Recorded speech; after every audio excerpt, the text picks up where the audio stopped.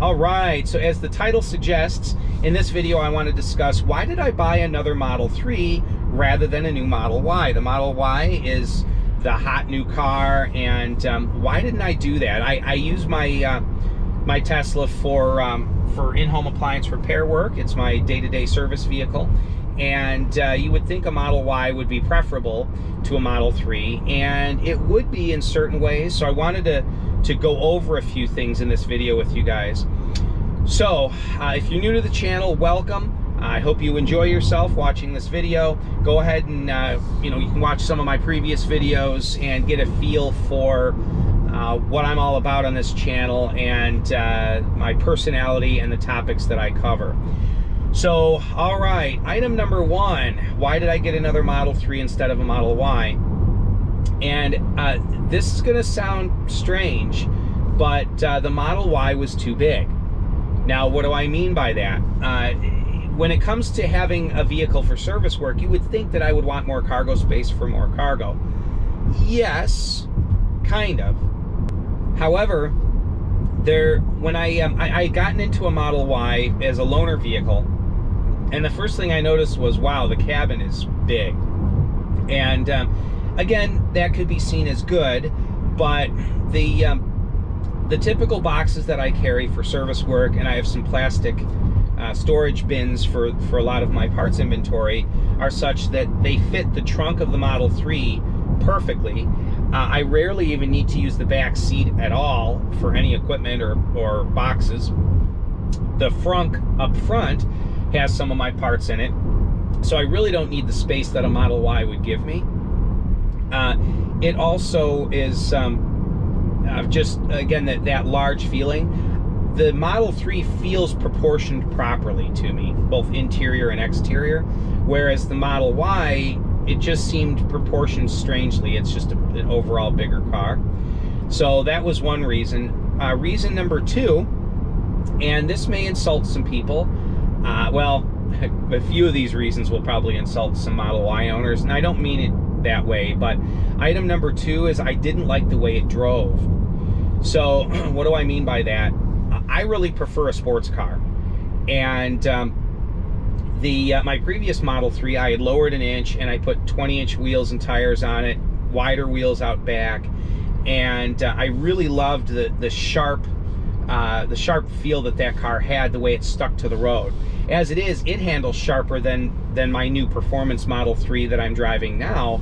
That rear-wheel drive car lacked a couple 100 pounds of drive unit up front, and it was lower than this car, and it actually cornered it cornered tighter, I'll say that much for it, less body roll. So driving a Model Y, I mean, it's an SUV, it's a crossover, it's kind of tall, and that height, along with a little bit more suspension travel, meant that it really gave body roll, and it felt very vague on the road, and it kind of wallowed in corners a bit. And again, I don't mean to insult people that own Model Ys. If we were getting a family car, a family Tesla right now, it would be a Model Y, just because there's room for more people in the back. There's just, there's more room. And the upright seating position and the softer ride would probably be preferable with a family. But for me, I'm in my car 5.5 hours a day, about 160 miles on average per day. I want to drive what I want to drive, and the Model 3 just handles better for me. So item number three, again, probably going to offend a few people, but the look. You know what? I know the looks are subjective, but I don't like the look of the Model Y.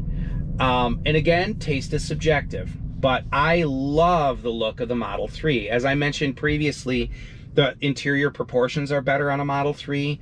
I think the exterior proportions are better too. And I know people in the comments section below, they're going to be typing right now, the keyboard warriors, going, how dare you? And I think the Model Y is gorgeous. All right. The Model Y performance isn't as bad looking as the standard car, but like from the rear, it's just the taillights are too small for the body size. I don't know, there's just, to my eye, it's not pleasing. And I don't mean to sound like a first world spoiled person, but if I'm spending this kind of money on a car, I want to get what I feel looks good. So next item number 4, performance. I don't need a lot of performance for my service vehicle, but I also drive this car on the weekends, and so you know what, if I want to go out for a joyride and have something that is powerful, that's what I want to do. And even though the Model Y performance is only a little bit less performance than the Model 3 performance is, it is still less performance. And as I previously mentioned, it doesn't corner as well. So it's still a very, very fast car, but I'd like a fast car that also corners well. So that's item number 4. Item number 5 kind of wraps some of this stuff up together, and that is the overall package. So I wanted to get the highest performance per dollar that I could possibly get. So I'm at a stop sign here. Let's go ahead and stop. And there we go. Jeez, this thing, I love this thing. It's so quick.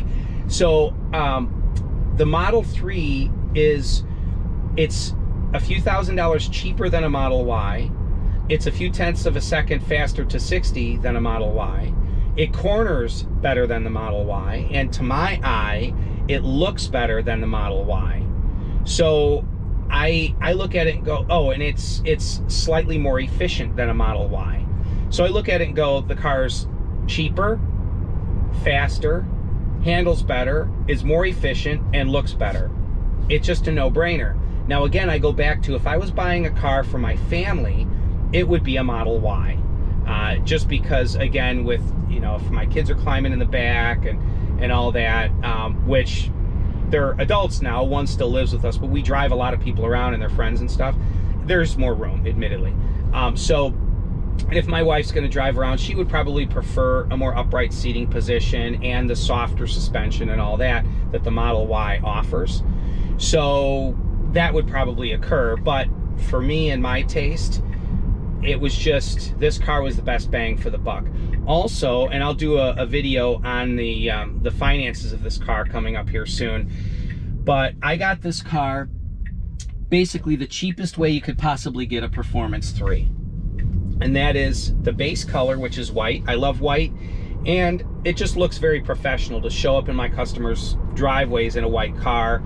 Personally, I would have preferred red with a white interior, but I can't show up to an appliance service call in a red sports car. White is a neutral color, but white was the base color, it was free. The black interior is the basic color, it's free. I don't have full self-driving. The base autopilot works totally awesome for my application. I don't need full self-driving for this car. Also, I probably will be trading in my car every couple of years. To pay $10,000 for full self-driving, totally not worth it to me, because it's the bang per buck isn't there. When Tesla offers it as a subscription, I will probably get it. But this car was by far the cheapest, you know, per horsepower, the level of performance versus what I paid for this car, it was just untouchable by anything else on the market. So those are the reasons that I chose my Model 3 over a Model Y. If you have a Model Y, and a couple friends of mine have just ordered Model Ys, I congratulate you. That is awesome. If it fits your needs, you like the way it drives, you like the look, that is great. I'm just saying, for me, Model Y is not a bad car at all. It is awesome. It really is. But this car, just for my taste, my budget, my usage, just everything I like, this car kind of took the cake. So, and the main reasons that I bought a Performance 3 over just a long range 3, that I'll cover in another video, because there's kind of a lot to that. There really is. So anyway, thanks for tuning in, guys. I really appreciate it. And leave a comment in the comment section below if you have something to say. If you have any questions, let me know. This car does not yet have one of my swiveling screen mount kits. I need to shoot a new video based on the updated interior with the different cabin temp sensor anyway. So I'm going to use this car for that, and I just haven't had time to shoot that video. So when I have time to shoot a new instruction video for my Atlas mount, I will install that mount in this car. But that may be the only modification I do other than tinting the windows. We'll have to wait and see. So thanks for tuning in, guys. If you have any questions, let me know. If you want to order a screen mount kit, there'll be a link in the description below. And as always, stay charged. Thanks, guys.